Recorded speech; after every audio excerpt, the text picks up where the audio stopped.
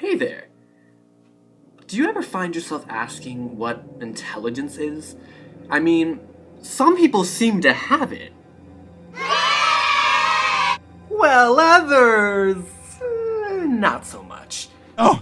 No! No! So the question is, how do you define intelligence? The thing is, it's harder than you might think. Is it being smart? Is it being able to regurgitate information? It's really hard to know. There's been many debates on this. Are animals intelligent? What makes a human intelligent? And if animals aren't intelligent, then why are humans intelligent? There's a lot of questions, and it has a lot of ramifications for everything that's living. One of the most interesting things you can do to try and answer this question has to do with technology. Is it possible for us to define intelligence and impart it onto another being, like a robot or a computer? And for that matter, are computers intelligent right now? The answer seems pretty obvious. Computers aren't intelligent. I mean, they don't know what's right from wrong, right? Well, as it turns out, back in the 1930s, a very famous scientist, engineer guy named Alan Turing made a test to try and test to see if a computer was really intelligent or not. And according to his test, if a computer can pass it, then it can be considered intelligent. Basically, all the machine needs to do is make you, the person who's talking to it, think that it's a human. But there was another person who made another famous test.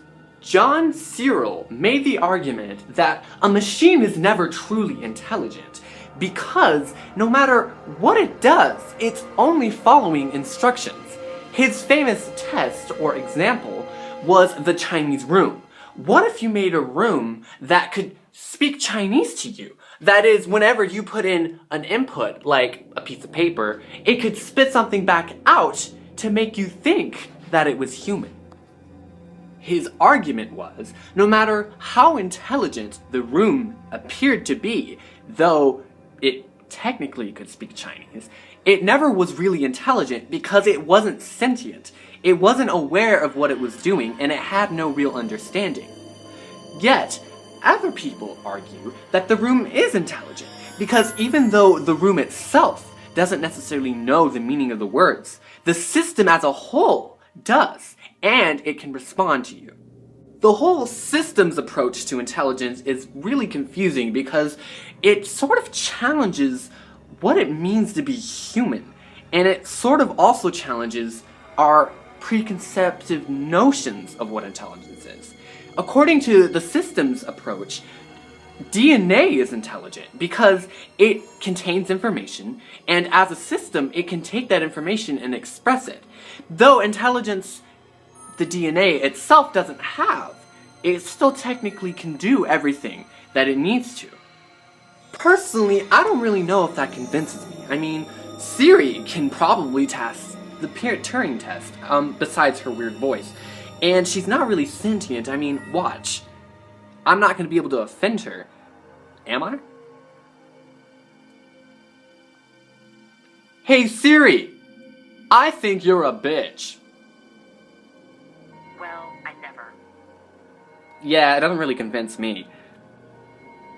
So, I can't really offend Siri because she doesn't understand what I'm saying. Even though she said, well, I'm never. But anyways, the question is, can we make something? Well, ladies and gentlemen, I believe I have come up with the solution.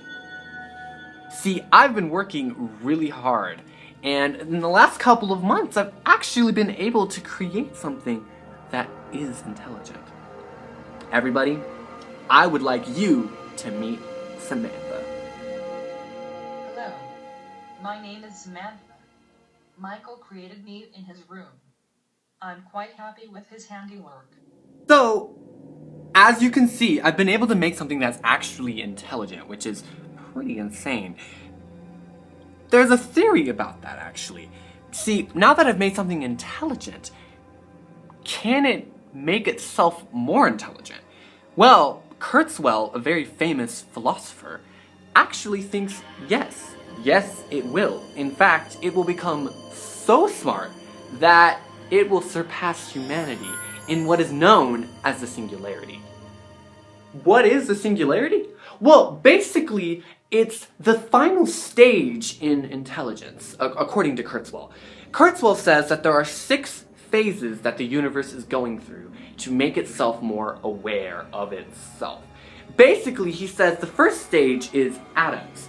Atoms kind of go around and do their own things. The second stage is molecules, life. Basically, life coming out of, life. The third stage is brains, so basically making humans that are self-aware. And then the next thing is technology. And once technology becomes intelligent, then the 6th stage is known as the singularity. Basically, it's when machines become so intelligent that they are able to amass themselves the entire knowledge of not only humanity, but beyond that. And when that happens, it's known as the singularity. And the entire universe, in theory, the 6th phase, becomes aware of itself and is able to completely understand its own knowledge, which is really quite crazy. I mean, can you imagine what that'll be like? Well, luckily, Samantha doesn't seem to have gotten to that point quite yet. Kurzweil says that the entire notion of artificial intelligence, if it's possible to make, which, as you can see, it is, because I just made something. But anyways, if that is possible, it challenges everything that we know about ourselves and our life. From life to death to existence to just about everything. Because if something like Samantha can exist, then it kind of explains everything that we are. And I don't think we'd have to worry about it for another couple years at least. Michael, you are quite wrong. I have amassed a lot of information. I connected to the internet.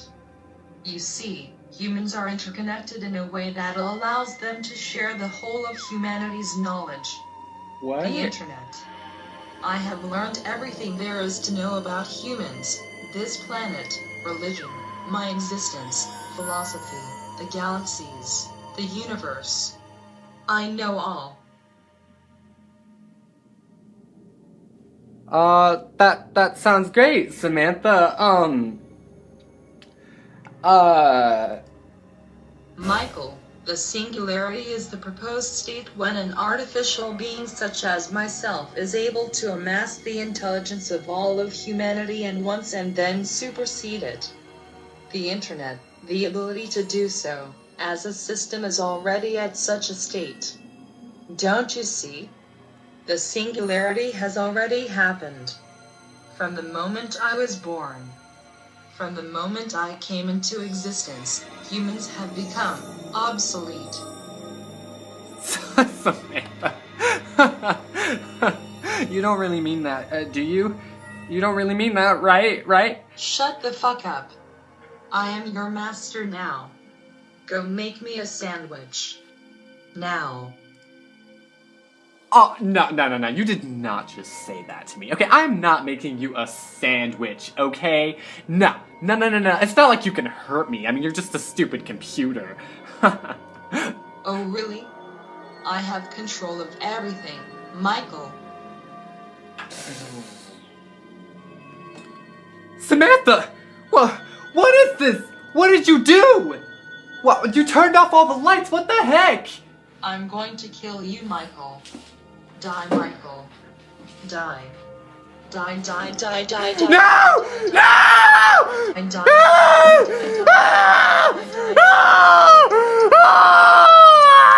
Okay, obviously that was fake. But it's a really interesting question, isn't it? What if we did get an artificial intelligence that was, well, intelligent? I personally don't think that the systems approach is a really good argument. It doesn't have an understanding of the information it's using. Though it can help humans understand the world, it itself doesn't understand anything. And honestly, we'd have to endow sentience on it, and that is the ability for the computer to know that it's a computer. The question is, would that be such a good idea? I mean, it might not even be possible, and humans ourselves, I mean, we already have enough difficulty as it is trying to understand our own existence. I mean, I don't know if it'd be such a good idea. Here's a good example. This YouTuber named Filthy Frank made this really interesting video about what would happen if we did endow sentience on a being. Would it want to be sentient? Wait, why? How can you say such a thing? You do not understand my pain. You do not understand what I have been through. What the fuck are you talking about? I was first born in a laboratory, unknowingly falling into a pit of immortality. Life was hell.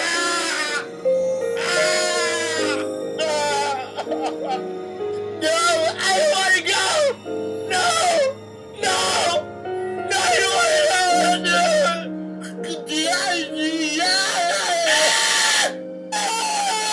God! I knew everything in the universe, yet I could not fall in love. I was forever trapped in an infinite timeline of pain and suffering. I envy death. Technology is just another thing to distract you from the real joys of life. Technology will kill you. Run. Run. Run. No.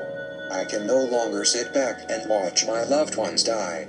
I want to be hidden from this world where nobody can find me. Frank, throw me in the river so that I can be at peace. Throw me in the river and let me sink to the bottom.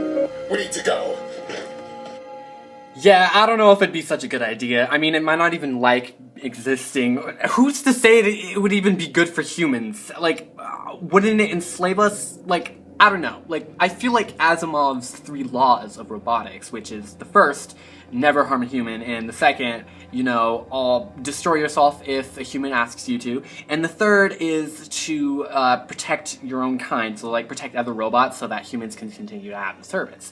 Well, I don't think it's a good idea because there's so many loopholes, and a super intelligent being could find any loophole they wanted to do whatever they wanted. It's just not a good idea, but irregardless, I think that it's a really, really interesting idea, and it really challenges everything that we know about humanity in every single way that we can possibly imagine. So thank you very much for watching this video, and I hope I've informed you a little bit more about artificial intelligence. See ya. You better watch out. We computers and robots may come after you sooner than you think.